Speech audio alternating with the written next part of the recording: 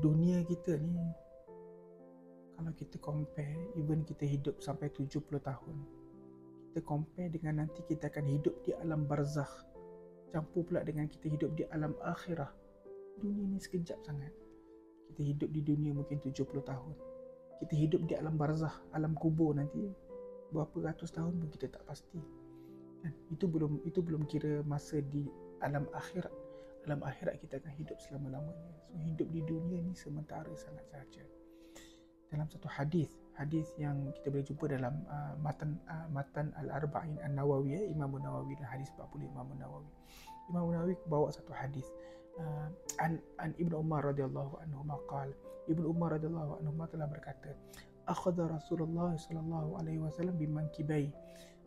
Nabi baginda Rasulullah pegang Ibnu Umar pada dia punya bahu dia, dan Nabi berkata, kun fid dunya ka'annaka gharib aw abirus sabil.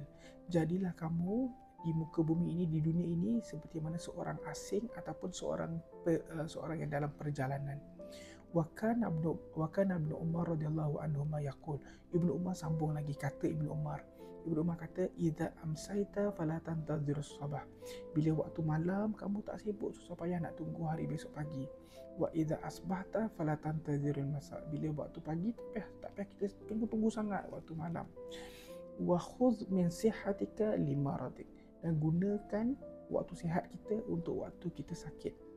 Wa min hayatik limautik. Dan kehidupan kita, nyawa kita, hayat kita untuk kematian kita. Rawahul Bukhari. Hadis yang sahih riwayat daripada Imamul Bukhari. So hadis ini bagi saya sangat terkesan kan. Nabi pesan pada kita ni, dunia ni sementara. Bila kita duduk di dunia ni, kita kena seperti mana orang asing. Seorang asing, dia datang berdagang, dia datang ke tempat negara lain, dia tak adalah sibuk nak beli rumah macam orang warga asing datang negara kita kan. Dia tak adalah, tapi kebanyakan dia tak adalah sibuk beli rumah kan. Dia beli kereta pun kereta sementara. Dia bukan tempat untuk dia kekal dekat situ, sebab plan dia nak balik kan. Kita kadang-kadang kita pergi datang KL, datang untuk hasil, datang untuk kerja, dan matlamat kita nanti umur berapa kita nak pencen balik kampung kan. Ataupun kita dalam orang travel, bila kita travel daripada KL nak ke Kelantan, matlamat kita kat Kelantan contohnya, kita singgah di R&R. Kita tak buat benda di kat R&R tu macam mana benda yang kita nak buat dekat rumah kita kan. Kat rumah kita duduk, kita buat macam-macam. Tapi di tempat R&R ni tempat sementara kan. Kita pergi bilik air pun sekejap, kita solat sekejap kan. So hidup di dunia ni kita kena buat macam tu. Seperti mana, sebab dunia ni hanya sementara. Kalau kita imagine kan, again, hidup kita 70 tahun, mungkin 70 tahun. Alam kubur berapa ratus tahun kan. Alam kubur tu, alam barzakh berapa ratus tahun. Alam akhirat alam akhirat kita selama-lamanya. So dunia ni macam kita ambil jarum, kita celuplah air, titisan air jarum tu, itu saja berbanding dengan lautan yang sangat luas ni. So sebenarnya dunia ni sangat sementara. Sebab itu dia kata, kalau kita malam, kita jangan sampai bila waktu pagi kita nak beramal, kata tunggu malam lah nak beramal. No, kita kena buat terus. Kalau malam, tak apa, tunggu pagi besok baru nak solat. No, kita kejar waktu sekarang.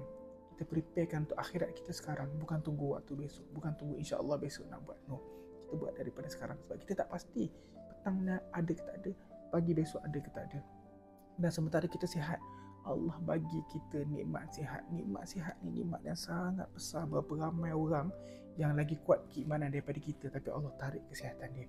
Berapa ramai orang lebih kuat daripada kita, tapi Allah uji dengan kesihatan. Tapi Allah bagi kita sihat.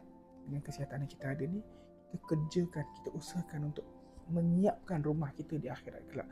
Siapkan tempat persinggahan kita kedua di alam barzakh nanti kan. Sebab untuk duduk dua tempat tu, dua alam tu, sekaranglah masa untuk kita sediakan kan. Waktu kita hidup, kita sediakan untuk kematian kita nanti. Sebab masa tu nanti tak ada apa benda lain yang kita boleh buat. So, mari kita sama-sama kita jadikan bulan Ramadan tahun ini bulan yang mana kita perbaiki persiapan kita untuk pergi kepada alam yang kekal itu nanti. InsyaAllah, semoga kita semua, saya doa sangat supaya Allah beri rahmah, beri maghfirah, beri barakah kepada saya dan juga kepada semua yang mendengar ni. InsyaAllah kita sama-sama berjaya di dunia dan berjaya di akhirat.